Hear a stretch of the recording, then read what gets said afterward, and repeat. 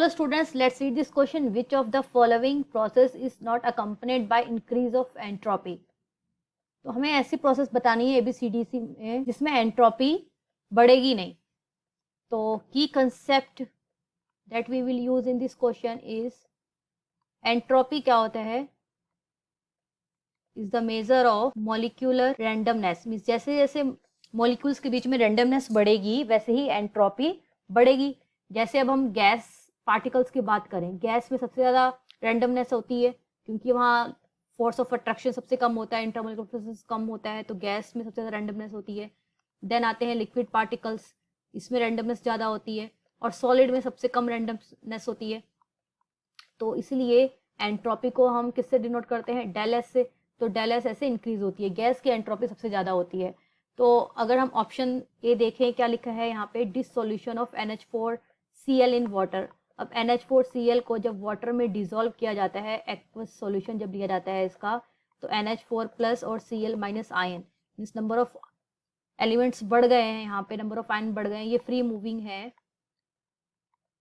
तो क्या होता है यहाँ पर, रैंडमनेस इंक्रीज हो जाती है, इसलिए एंट्रोपी चेंज बढ़ जाती है.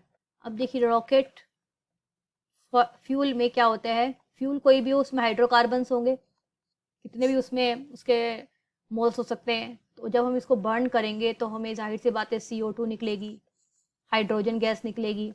तो यानी कि नंबर ऑफ यहाँ पे भी आपके मॉलिक्यूल्स बढ़ जाएंगे. तो रैंडमनेस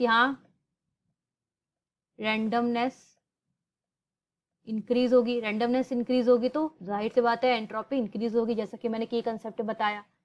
और तीसरा जो स्टेटमेंट दिया है दैट इज हमें सब्लिमेशन ऑफ ड्राई आइस. इसमें देखते हैं ड्राई आइस क्या होता है, CO2 इन सॉलिड फॉर्म. जब सब्लिमेशन का मतलब क्या होगा, ये सीधे गैस में कन्वर्ट हो जाएगी, मीन्स यहाँ पे लिक्विड नहीं आएगा. और मैंने अभी आपको बताया ही था थोड़ी देर पहले कि गैस पार्टिकल्स में फोर्स ऑफ अट्रैक्शन कम होता है तो रैंडमनेस ज़्यादा होती है, तो इसकी एंट्रोपी भी बढ़ेगी क्योंकि सॉलिड की एंट्रोपी क्या होती है, लेस होती है देन गैस.